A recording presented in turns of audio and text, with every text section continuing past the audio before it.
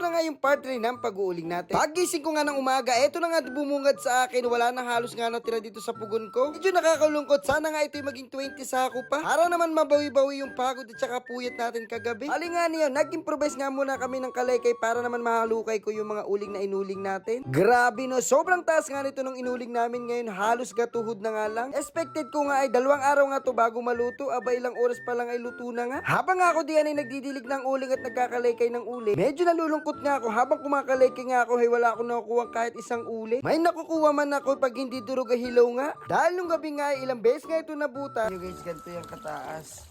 Tapos makikita mo ganyan lang yung maluluto. Tapos karamihan may hilaw pa. Talagang hindi para sa akin ang pag-uuling. Ang para sa akin, taga-abroad.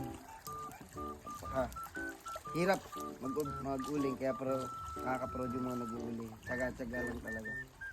Pinagtatawanan nga ako ng asawa ko, ano ba namang uling yan, babe? Parang daw hindi ako sanay sa bundok at di nag-uuling ng kabataan. Bakit daw ganito ang nangyari? Kasi nga sabi ng nanay kaya daw ganito kaduro. At nagbutas-butas nga nung gabi. Dahil nga daw yung inuling ko ay puro bulok na kahoy at puro inaanay na.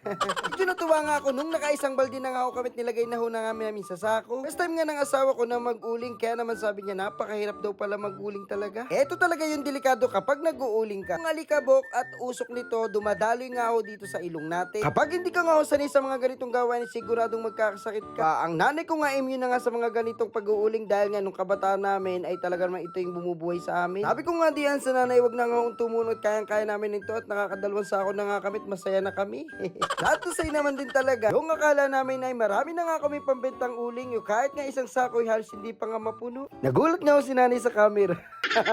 Sabi nga diyan ng nanay ko sa asawa ka, ba ineng, baka ikay na nabibigla lang ha. Sayang nga yung kulay at baka ikay mangiting. Nay, mahal na mahal ko po yung anak nyo, kaya naman po kahit anong trabaho ay tatanggapin ko po. Magsasama kami sa hirap at ginawa kahit mag-uuling po kami. Yung napakataas nung inuling mo, nung hinango na, eto na lang ang natira. 20 sako yung nahango namin, 2 sako lang pala. Ang mahalaga, masaya.